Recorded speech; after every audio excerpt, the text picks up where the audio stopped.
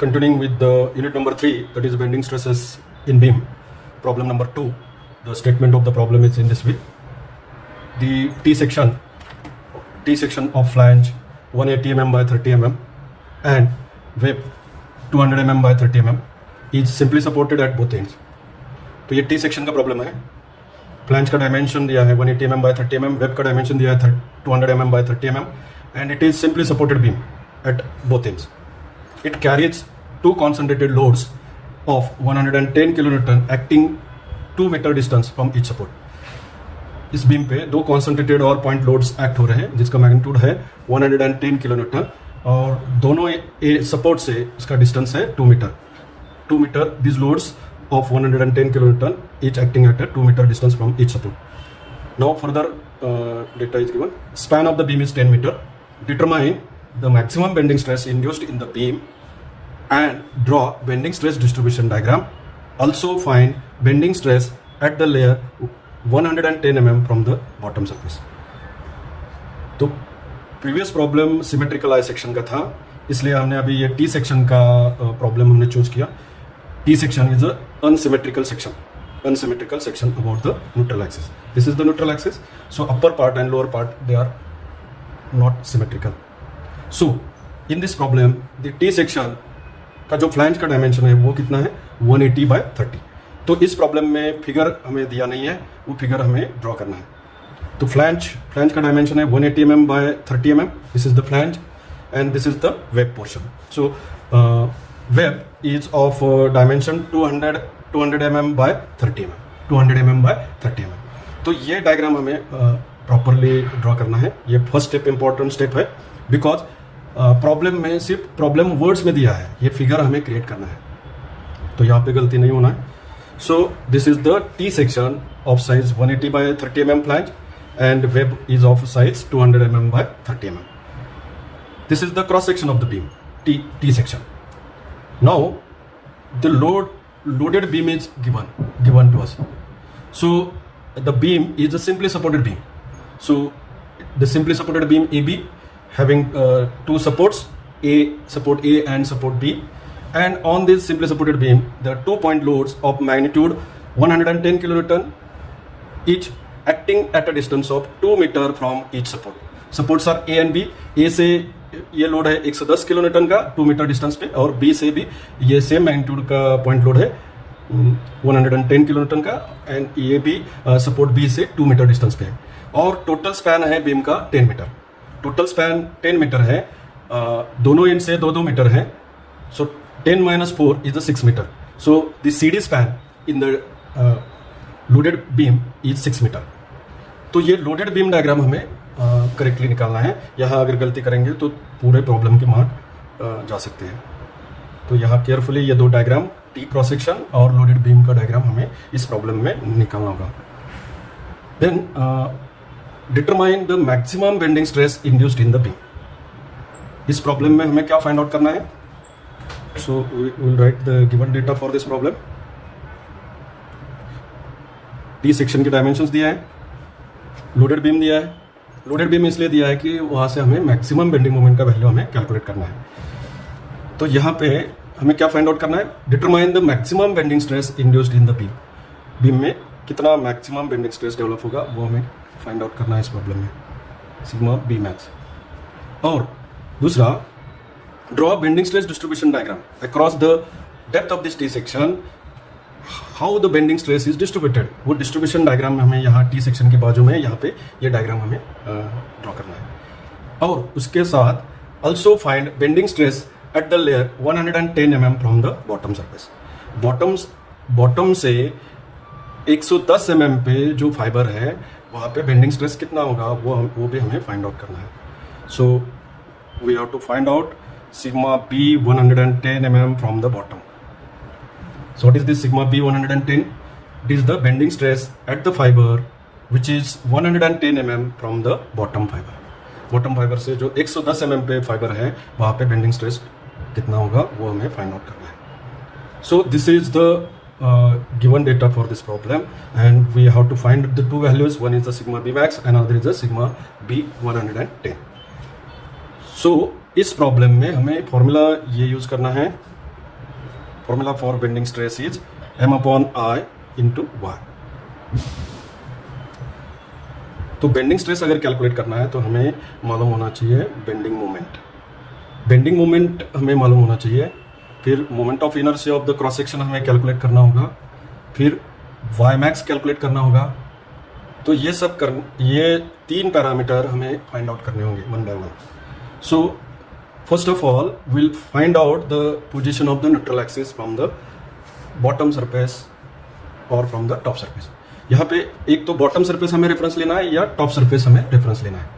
So very first step while solving this problem is to locate the position of neutral axis from the bottom surface. Here we are considering the bottom surface as the reference surface for solving the problem. So very first step that we have to do in this problem is calculate y bar. Calculate y bar. Calculate y bar. What is y bar? Y bar is nothing but distance of the neutral axis from the bottom surface. Distance of the neutral axis from the bottom surface. Because we have considered the bottom surface as a reference surface, right? So y bar is equal to, formula is in this way, a1 y1 plus a2 y2 upon a1 plus a2. So we'll mark this we'll divide the T section into 2 parts. Suppose this is a first part, flange is the first part, and this web is the second part. So T section is divided into 2 parts, flange and web, first and second. So in the calculation of y bar, what is A1, A2? A1 is the area of a flange, which is 180 by 30 mm. What is A2? It is the area of the web, which is 200 by 30. What is Y1 and Y2? Y1 is what? Distance of the CG of the flange or part 1 from the neutral axis. y1 क्या है? Bottom surface से part 1 के CG का distance कितना है? y1 है। y2 क्या है? बॉटम सरफेस से पार्ट 2 मतलब वेब के CG का डिस्टेंस कितना है? That is y2. So after putting the values we are able to calculate y bar. Y bar is nothing but distance of the neutral axis from the bottom surface. So putting the values in the equation, we can calculate y bar. So y bar is equal to a1 by 1. A1 is nothing but area of the flange 1. Area of the flange 1 is 180 by 30 mm into y1. Y1 is nothing but distance of the CG of the part 1 from the bottom surface. Bottom surface से part 1 का CG कितने distance पे है? वो y1 है। तो ये distance है 200 और पार्ट 1 का थिकनेस है 30 mm, तो CG होगा 15 mm पे। तो 200 plus 15, that is 215 is the y1 value. So multiplied by y1 is 215 plus area of part 2, that is web. Area of part 2 is 200 by 30 multiplied by y2. Y2 is nothing but bottom surface से part 2 के CG का distance.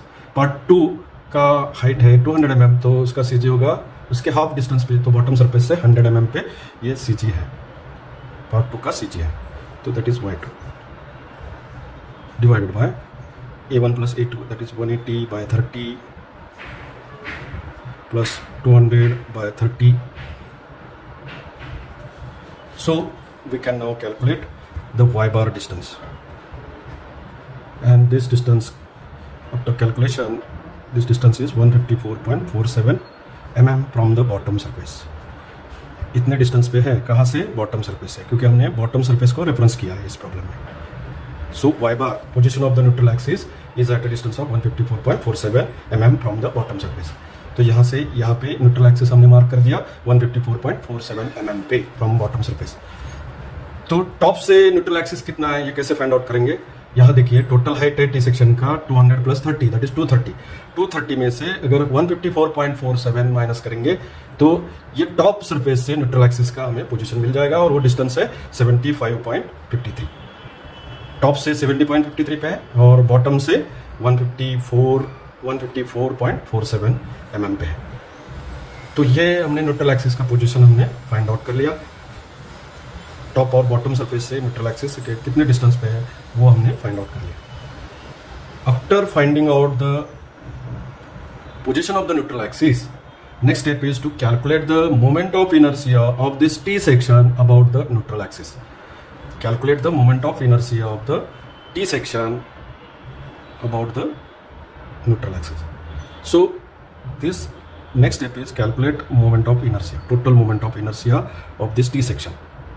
So Ixx is the total moment of inertia of this T section, and this is Ixx is total moment of inertia of the T section, and which is summation of Ixx1 plus Ixx2.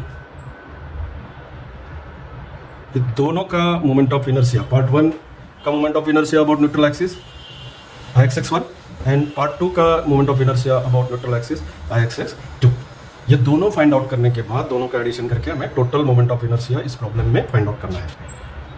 So first of all we'll calculate Ixx1, that is moment of inertia of the part 1 about neutral axis. Then we'll calculate Ixx2, moment of inertia of the part 2 about the neutral axis, and then we add these two together to get the total moment of inertia of the resulting T section. So here we can write what is Ixx1. Ixx1 is the moment of inertia of the part 1. Mi means moment of inertia of part 1 about neutral axis. What is Ixx2?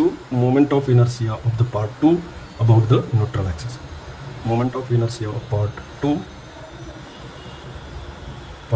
about neutral axis. Na means neutral axis. Mi means moment of inertia. These are the shortcuts for calculation of moment of inertia. Now, first of all, we'll calculate Ixx1. यहाँ पे हमें parallel axis theorem use करना है. Parallel axis theorem means Ixx1, that is moment of inertia of part 1 about neutral axis, is equal to moment of inertia of part 1 about its centroidal axis, that is Ig1, plus A1 into H1 bar square. So this is parallel axis theorem. हमने parallel axis theorem क्यों use किया वो हम समझेंगे. यहाँ पे ये unsymmetrical T section है, यहाँ न्यूट्रल एक्सिस है, पार्ट 1 का CG सेंट्रोइडल एक्सिस ये है. ये दोनों सेम नहीं है, ये दोनों एक्सिस एक दूसरे को पैरेलल है.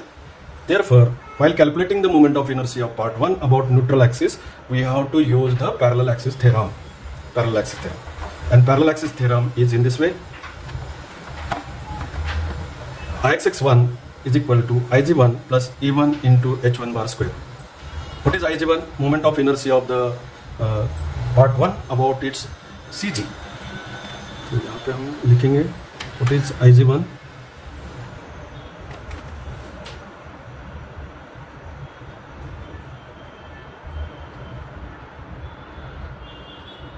What is Ig1? Moment of inertia of the part 1 about its CG.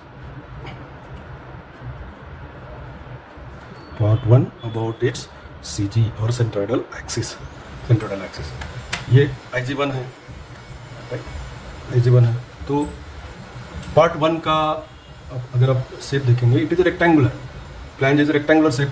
Width is 180 and depth is 30. So its moment of inertia is given by the formula.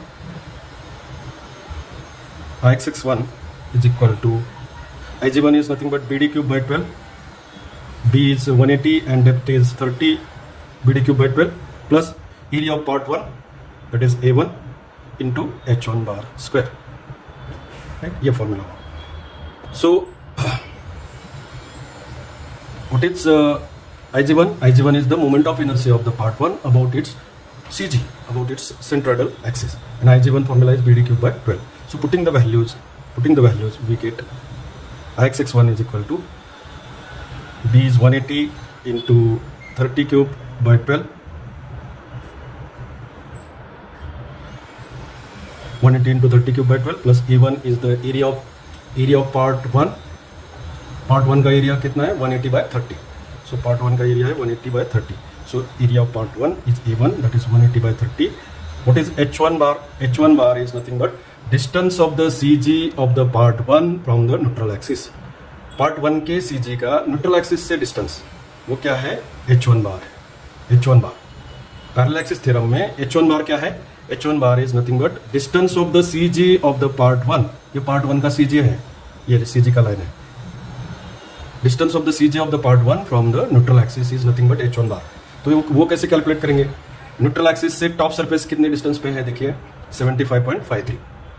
Neutral axis से top surface है 75.53 mm पे, उसमें से 15 minus करेंगे, 75.53 से 15 minus करेंगे तो हमें क्या मिल जाएगा, डिस्टेंस ऑफ द सी जी, समझो ये सी जी है पार्ट 1 का, तो ये डिस्टेंस हमें फाइंड आउट करना है, h1 बार है 75.53 minus 15, this distance is h1 bar, 75.53 minus 15, तो डिस्टेंस कितना आ रहा है, वो डिस्टेंस आ रहा है 60.53 mm, 60.53 mm ये डिस्टेंस है। तो समझने के लिए हम यहाँ पे लिखेंगे h1 बार का कैलकुलेशन साइड में लिखेंगे, h1 bar is equal to 75.53 minus 15। तो ये समझना जरूरी है, ये अगर गलत होगा तो प्रॉब्लम गलत हो जाएगा। 60.53 mm h1 बार क्या है, I repeat, distance of the C G of the part 1 from the neutral axis, this is h1 bar, right? So now we are able to calculate Ixx1. Ixx1, it is moment of inertia of the part 1 about neutral axis, and after calculation it comes out 20.19 into 10 raised to 6, 20.19 into 10 raised to 6 mm raised to 4, mm raised to 4, mm raised to 4. This is Ixx1. We'll mark this as equation 1. Now we have to move on the next page of this problem. We have to calculate now Ixx2. What is Ixx2? Ixx2 is the moment of inertia of this second part, that is wave about the neutral axis. Part 2 का भी centroidal axis और neutral axis दोनों एक नहीं है, दोनों अलग अलग हैं और एक दूसरे को पैरेलल है, इसलिए Ixx2 निकालते वक्त भी पैरेलल एक्सिस थ्योरम हमें यूज करना है। सो continuing with the problem, now we have to calculate Ixx2. Ixx2 is equal to, as per parallel axis theorem, it is calculated by the formula Ig2 plus A2 into h2 bar square. So Ig2 is nothing but moment of inertia of the part 2 about its CG. A2 area of part 2, which is 200 into 30. H2 bar is nothing but distance of the CG of the part 2 from the neutral axis. Neutral axis से part 2 के CG का distance कितना है वो हमें H2 बार से denote करना है। तो ये प्रॉब्लम फिगर हमें साइड में रखना है,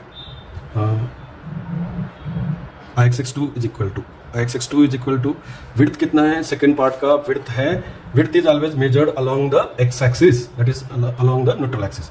तो विड्थ है 30 BD3/12, ये फॉर्मूला यूज करना है, 30 इंटू डेप्थ है 200 cube, depth is 200 cube by 12, this is moment of inertia of the part 2 about its own CG plus area of part 2 is 30/200 multiplied by H2 बार। भी ये figure हमें देखना होगा, H2 बार कैसे calculate करेंगे, यहाँ देखिए फिगर, ये पार्ट 2 है, पार्ट 2 में न्यूट्रल एक्सिस कहाँ पे है, बॉटम सरफेस से 154.47 mm पे है, और पार्ट 2 का CG बॉटम से कितने डिस्टेंस पे है, 100 mm पे, because total height of the part 2 is 200 mm। तो पार्ट 2 का CG बॉटम से 100 mm पे है और बॉटम से न्यूट्रल एक्सिस है 154.47, तो दोनों में डिस्टेंस कितना हुआ, न्यूट्रल एक्सिस है 154.47 पे बॉटम से, और बॉटम से पार्ट 2 का CG है 100 mm पे, तो दोनों में डिस्टेंस कितना हुआ, 154.47 minus 100। So 154.47 minus 100 is 54.47 is the H2 bar in this case. So here यहाँ बाजू में हम H2 बार का कैलकुलेशन समझने के लिए लिखेंगे 154.47 माइनस 100, बिकॉज पार्ट 2 का हाइट कितना है 200, तो उसका CG कितना होगा बॉटम से 100 mm पे, तो H2 बार इस प्रॉब्लम में आया 54.47। ये समझना बहुत जरूरी है, यहाँ पे अगर गलत होगा तो ये Ixx2 गलत होगा। Ixx1, Ixx2 ये कैलकुलेट करते वक्त पैरेलल एक्सिस थ्योरम अच्छे से अप्लाई करना है, वरना Ixx गलत होगा तो बेंडिंग स्ट्रेस का वैल्यू गलत होगा, right. So be careful while calculating the moment of inertia of the part 1 and part 2, and then add these two together to get the total moment of inertia. So after calculation, this moment of inertia is 37.80. ये moment of inertia आ रहा है 37.80 into 10⁶ mm⁴. This is the Ixx2. What is Ixx2? Ixx2 is the moment of inertia of the part 2 about the neutral axis. ये दोनों moment of inertia add करके हमें total moment of inertia calculate करना है. Total moment of inertia Ixx is equal to Ixx1 plus Ixx2. ये दोनों add करके हमें टोटल मोमेंट ऑफ इनर्शिया निकालना है. सो Ixx here neutral axis is the xx axis, that's why INA or it is denoted as Ixx. Ixx1 कितना था? Ixx1 था हमारा, यहाँ देखिए Ixx1 था 20.19 into 10⁶. 20.19 into 10⁶. तो 20.19 10⁶ दोनों तरफ कॉमन है. 20.19 प्लस 37.80 ये दोनों को ऐड करेंगे और इसको मल्टीप्लाई बाय है 10⁶ power.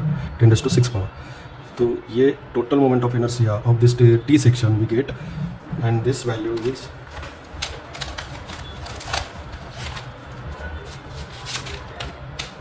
57.99. This value is 57.99 into 10⁶ mm⁴. ये टोटल मोमेंट ऑफ इनर्शिया हमें मिल गया. This is equation 3. तो हमने टोटल मोमेंट ऑफ इनर्शिया हमने कैलकुलेट कर लिया. यहाँ देखिए बेंडिंग स्ट्रेस कैलकुलेट करने के लिए हमें मोमेंट ऑफ इनर्शिया लग रहा था, वो हमने कैलकुलेट कर लिया. हमने न्यूट्रल एक्सिस का पोजीशन हमने फाइंड आउट किया. तो यहाँ पे हम देखेंगे bending stress is always proportional to Y. Y कहाँ पे मैक्सिमम होता है? एक्सट्रीम सरफेस पे वाई मैक्सिमम होता है. तो ये अनसिमेट्रिकल टी सेक्शन है. तो यहाँ पे फिगर में देख सकते हैं मैक्सिमम वाई मैक्स कितना है यहाँ पे 154.47 mm. बॉटम फाइबर जो है वो सबसे ज़्यादा डिस्टेंस पे है न्यूट्रल एक्सिस से, इसलिए बेंडिंग स्ट्रेस कहाँ पे मैक्सिमम होगा? बॉटम फाइबर पे मैक्सिमम होगा या बॉटम सरफेस में मैक्सिमम होगा. तो bending stress sigma B max कहाँ होगा? जहाँ डिस्टेंस वाई मैक्सिमम होगा वहाँ पे बेंडिंग स्ट्रेस मैक्सिमम होगा. और वाई मैक्स ये है 154.47 mm. तो ये हमें वाई मैक्स मिल गया. अभी हमें क्या कैलकुलेट करना है? बेंडिंग मोमेंट कैलकुलेट करना है. तो हम अभी सेकेंड पार्ट की तरफ बढ़ेंगे और simplicity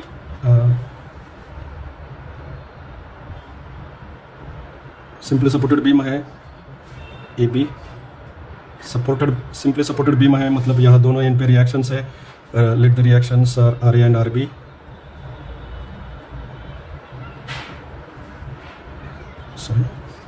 are A and R B हमें मालूम नहीं है रिएक्शंस क्या है. पहले R A and R B reactions है. लोड्स है 110 किलो न्यूटन. दो लोड्स है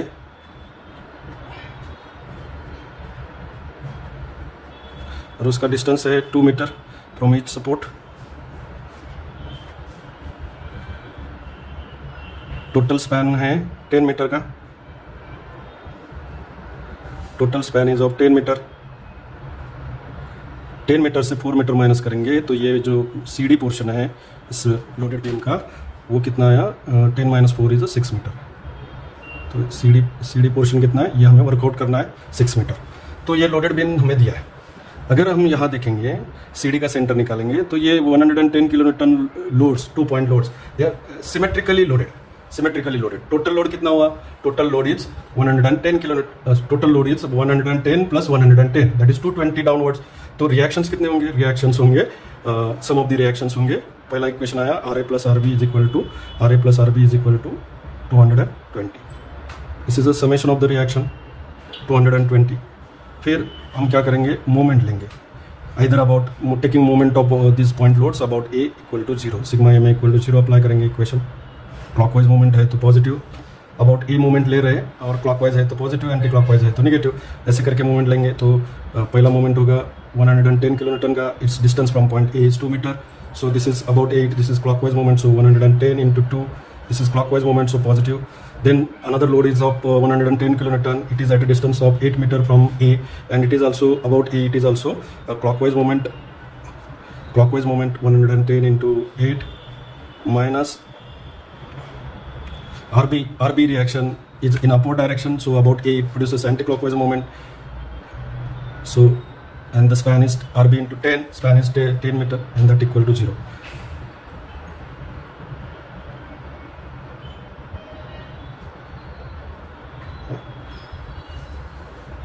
So, while if we calculate this reaction is RB is equal to 110 kilonewton.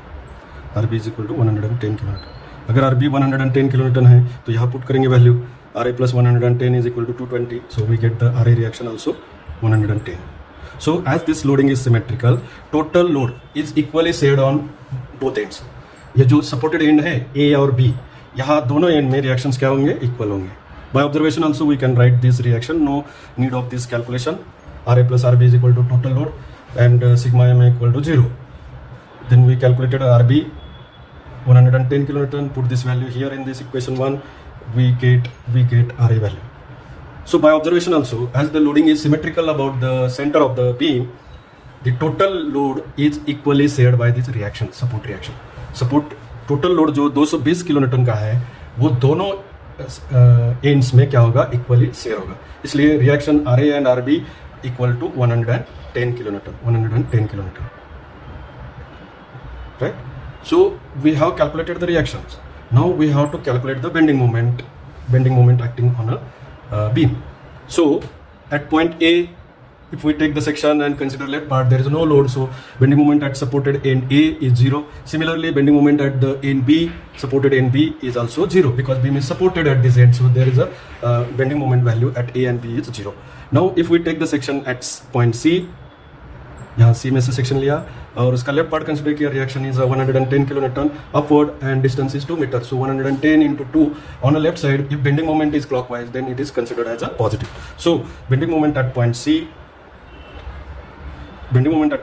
is 110 into 2. This moment about point C, this reaction 110 is in upward direction and distance is 2 meters, so it produces a moment 110 into 2. This is clockwise. So if bending moment is clockwise on the left side of the section, it is considered as a positive. So bending moment at point C is 220 kilonewton meter. So in Newton mm, it becomes 220 into 10 raised to 6. 10 raised to 6 Newton mm. This is the bending moment at point C. Now we calculate the bending moment at D. We calculate the bending moment at point D. So for calculation of bending moment at point D, we'll consider the right sec. ये D में से section consider करेंगे, इस section का right part consider करेंगे तो ज़्यादा convenient होगा. समझो ये सेक्शन है हमारा, इस सेक्शन D में से जाने वाले सेक्शन का राइट पार्ट हमें कंसिडर करना है. और बेंडिंग मोमेंट के लिए कन्वेंशन क्या है? सेक्शन का अगर लेफ्ट पार्ट कंसिडर कर रहे हैं, सेक्शन का लेफ्ट पार्ट कंसिडर कर रहे हैं, अगर बेंडिंग मोमेंट क्लॉकवाइज है तो पॉजिटिव, बेंडिंग मोमेंट अगर क्लॉकवाइज है तो पॉजिटिव लेफ्ट साइड में, और सेक्शन का राइट पार्ट अगर कंसिडर कर रहे हैं, बेंडिंग मोमेंट अगर एंटी क्लॉकवाइज है तो पॉजिटिव कंसिडर किया जाता है, पॉजिटिव.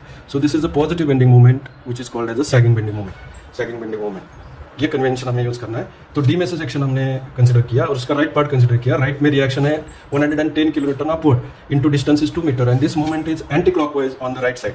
राइट साइड में एंटी क्लॉकवाइज मोमेंट है तो कन्वेंशन क्या है? Positive bending moment. तो bending moment at point D is also same.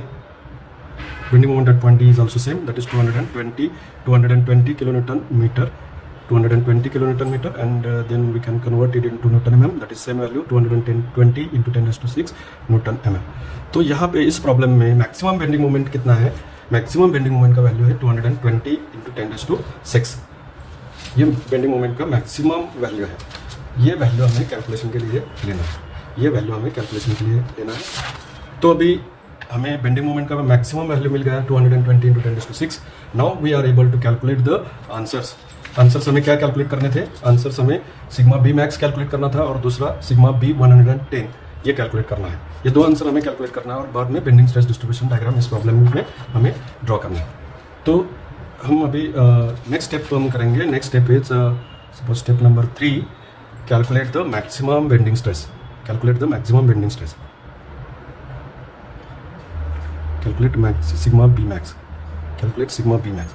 B max का फॉर्मूला क्या है? सिग्मा बी मैक्स का फॉर्मूला है m upon I, that is maximum bending moment m upon I into Y max. So putting the values maximum bending moment का value अभी हमने find out किया 220 into 10⁻⁶ divided by moment of inertia, total moment of inertia of the T section is this 57.99 into 10⁻⁶. ये moment of inertia का value है. ये value हम यहाँ पे लेंगे प्रॉब्लम की कैलकुलेशन बेंडिंग स्ट्रेस कैलकुलेट करने के लिए. 57.99 into 10⁻⁶ multiplied by Y max कितना था यहाँ पे हम देखेंगे. सबसे ज़्यादा डिस्टेंस कौन सा है, न्यूट्रल एक्सिस से बॉटम फाइबर का डिस्टेंस सबसे ज़्यादा है 154.47. ये दोनों डिस्टेंस में से ये मैक्सिमम डिस्टेंस हमें लेना है, दैट इज़ 154.47 ये वैल्यू हमें यहाँ पे लेना है. ठीक है, तो we get this sigma B max value and that value comes out. Maximum bending stress का वैल्यू है 1586.02 न्यूटन पर mm स्क्वायर. तो ये आंसर है हमारा इस प्रॉब्लम का. Maximum bending stress is eight the bottom surface of the beam. कहाँ पे ये मैक्सिमम है, बॉटम सरफेस पे मैक्सिमम है, bottom surface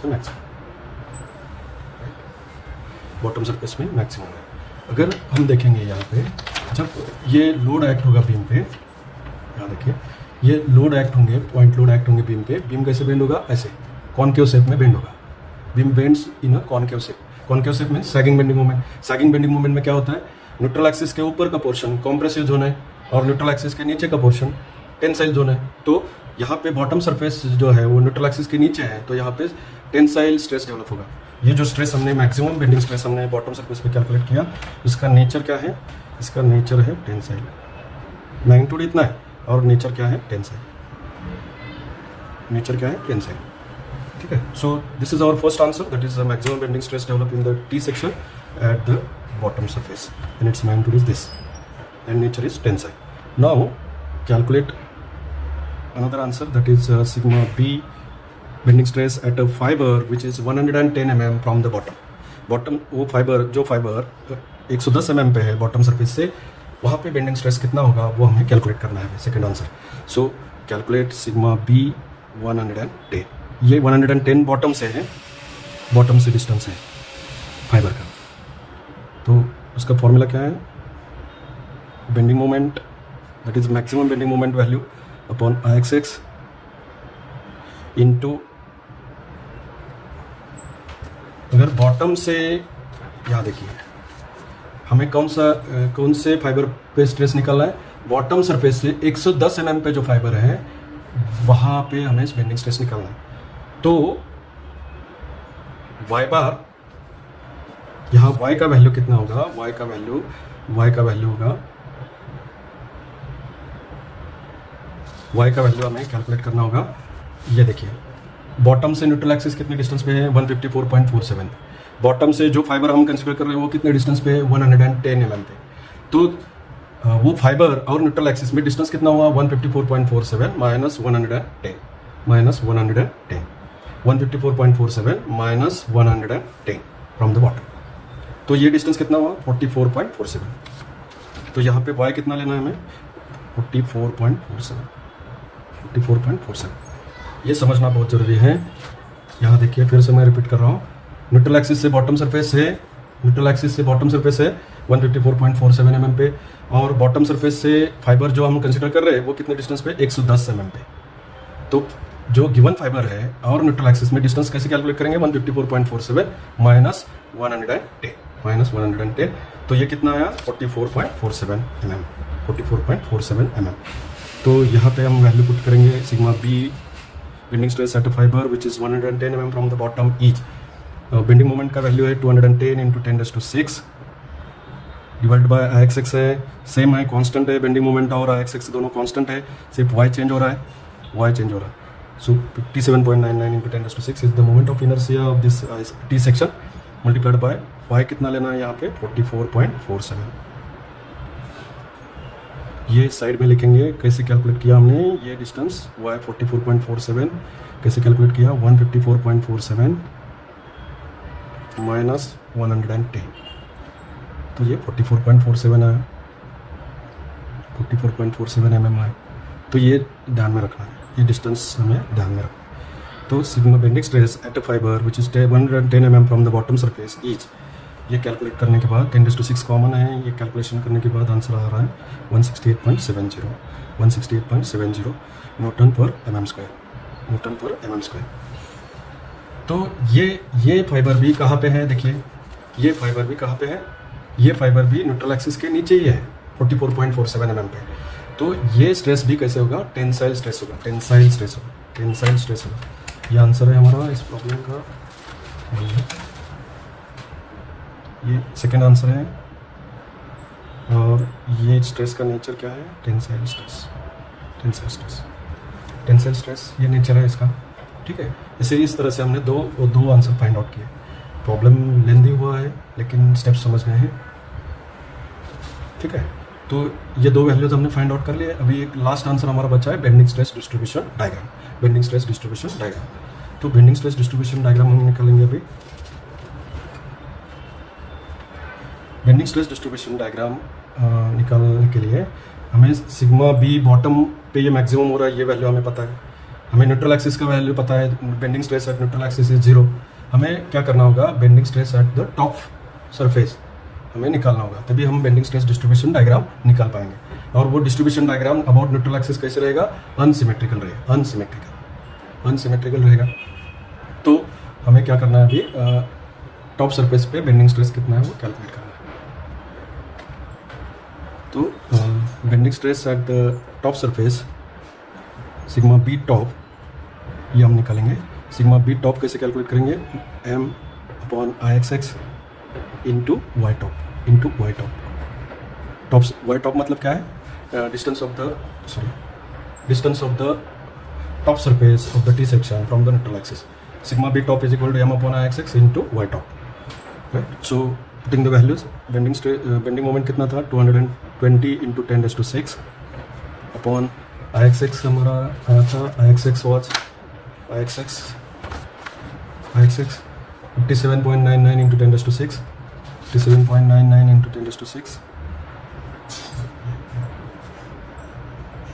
multiplied by y top हमने कैलकुलेट किया था। वाई टॉप क्या है, distance of the top surface from the neutral axis. Y top कितना लेना है, 75.53 mm। न्यूट्रल एक्सिस से टॉप सरफेस का डिस्टेंस है 75.53 mm। ये वैल्यू हमें लेना है यहाँ कैलकुलेशन, 75.53 mm। तो यहाँ पे 10⁶ कॉमन है, तो सिग्मा बी टॉप हमें कैलकुलेट करना है। Sigma b top to calculation it comes out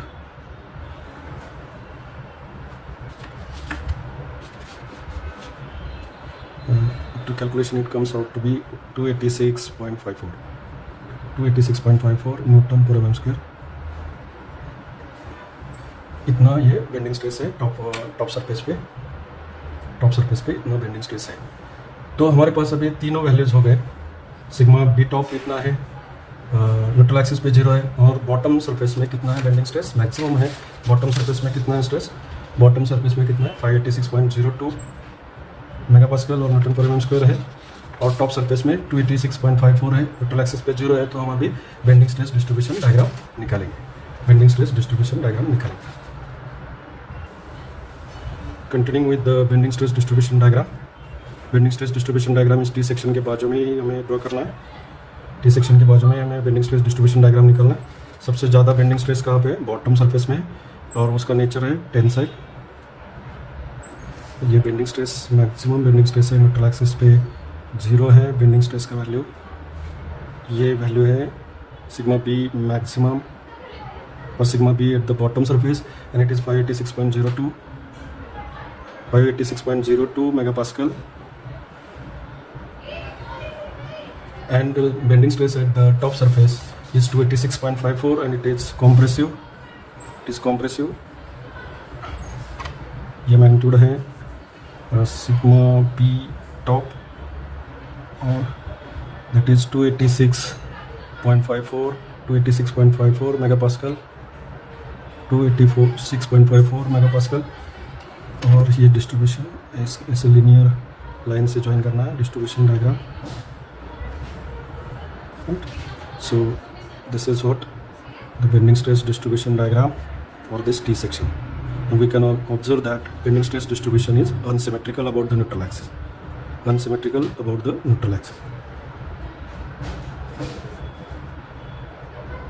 neutral axis पे बेंडिंग स्ट्रेस का मैग्नीट्यूड है 0, टॉप सरफेस में 286, बॉटम सरफेस में 586 मेगापास्कल और बेंडिंग स्ट्रेस डिस्ट्रीब्यूशन इस तरह का है। ये कंप्लीट सॉल्यूशन हो गया प्रॉब्लम का।